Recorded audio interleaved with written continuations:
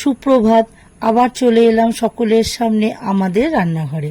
আজকে আমি তৈরি করব লোটে মাছের ঝুড়ি।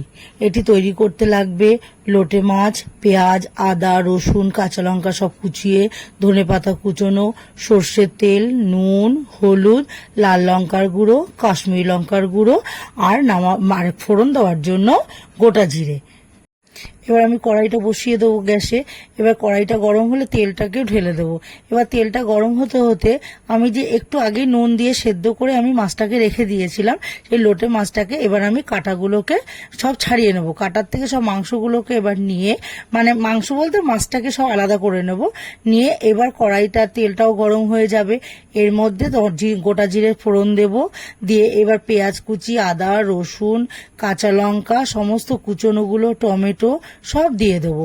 দিয়ে এবার এগুলোকে একটু নাড়াচাড়া করে নিয়ে যখন দেখবো যে একটু পেঁয়াজটা একটু লাল লাল হয়ে গেছে, তখন যে আমি মাছটাকে ছাড়িয়ে রেখেছিলাম কাঁটা থেকে, সেইবার মাছটাকে আমি ওর মধ্যে ঢেলে দেব।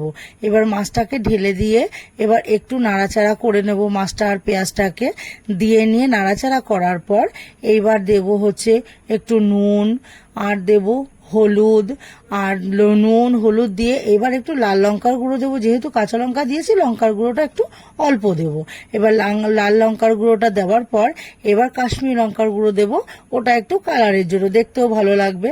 এবার ভালো করে নাড়িয়ে চাড়িয়ে এবার রেখে দেবো, একটু শুকনো হতে থাকবে। লোটে মাছের একটা জল জল ভাব আছে। এবার ওটাকে যখন একদম শুকনো হয়ে যাবে, তখন নামাবার আগে আমি কি করব, একটু ধনেপাতা কুচি ভালো করে দিয়ে নিয়ে মিশিয়ে নিয়ে এবার আমি তাহলে নামিয়ে নেব। তাহলেই হয়ে যাবে আমার লোটে মাছের ঝুড়ি। এই রান্নাটি যদি ভালো লেগে থাকে তাহলে লাইক করবেন, শেয়ার করবেন, কমেন্ট করে জানাবেন আর অবশ্যই সাবস্ক্রাইব করবেন। ধন্যবাদ।